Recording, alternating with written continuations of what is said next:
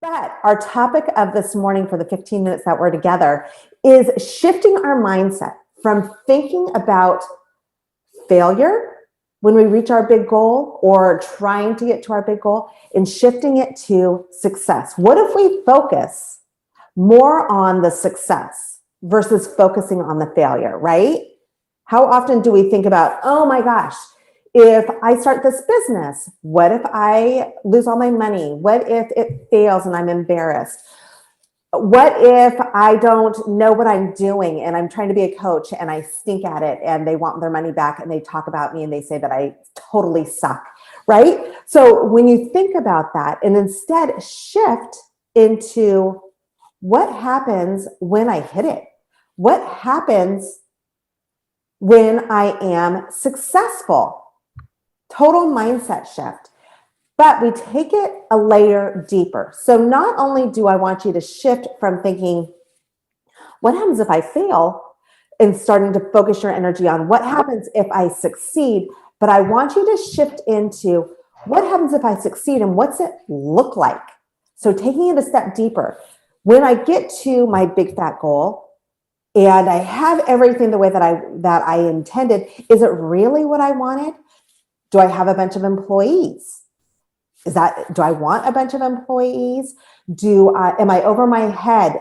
Do I have to run this big company and I'm not equipped with what I need to be successful and it's starting to get out of hand and I'm overwhelmed?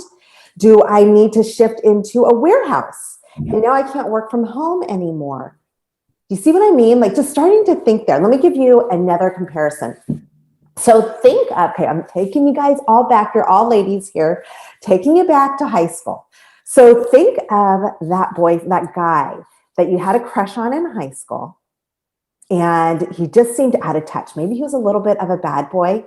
Maybe I am thinking of myself, but we're not going to say anything. We're not admitting anything right now. So maybe there's that guy, maybe he was in a band and he wore the leather jacket and he was so damn cute when he was playing in that band every weekend. And you had a crush on him, right? And you're like, gosh, if I could just date him, and what would it be like if I married him, right? But then you had another guy in your honors English class. And he was a little bit nerdy, but he was sweet and he was funny and he was sharp and he was going to college and he talked about interesting, bigger concepts and ideas. But he wasn't really who you wanted to date because you're in high school, you knew how we were in high school. So think it out. What would happen if you married the dude who was in a leather jacket in a band, who happened to maybe drink too much and had some other issues, fast forward? Or what happens if you would have married the guy in your English class who was so sweet and he was totally into you and he was interesting and he was going places and he had so much more, he was just more tapped into what was interesting for him and for you, and you could have long conversations. Do you see where I'm going with this? Is this making sense? You guys can unmute yourselves because this is a conversation. So that's what I invite you guys to do with your business, right? We have these big goals. We think of these things. Jean, let's go to Jean, because Jean, you're a perfect person. You sold your business, right? Mm-hmm. Yes. And I know that was a big deal. I was like, okay, I sold my business. And that probably I'm sure there was like a mix. Yes. Right? Like tell us about that. There was euphoria for just like getting there and selling it and getting the deal closed. And then there was just, it's like, oh my goodness, there's this big emptiness because it had been so big. It was way bigger than I ever thought it would be when I started. And, that was actually one of the things I wrote in my journal this morning. Like, wow, like the highs and the lows of like, it was great to have done it, but there's an emptiness. And now I'm starting a new business. That's like, oh, okay, this is year 2 of the new business. So yeah, it's a roller coaster. Yeah. And so even though we plan out everything, it might not come out perfectly, but what I'm saying with Jean's example is that she had this idea that she wanted to sell her business, right? And she made it, she did it, and that's huge. And you grew this business into this beautiful, amazing company that could sell. But then it's like, whoa. So maybe the planning out for when it's sold wasn't fully done.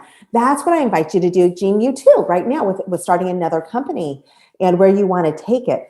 Think about what the success looks like.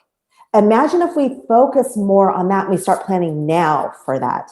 I know, I've talked to all of you, and some of you have like these big aspirations for your company, which is great. But think about now where you want to take it and what it really looks like so that you can start planning for that business that is in alignment with who you are and what you truly want. Not what you think you should have, what someone else is saying that you should have, or what is in your head, but get in alignment with who you are. You guys are all very spiritual and connected with yourselves, and make that into your company.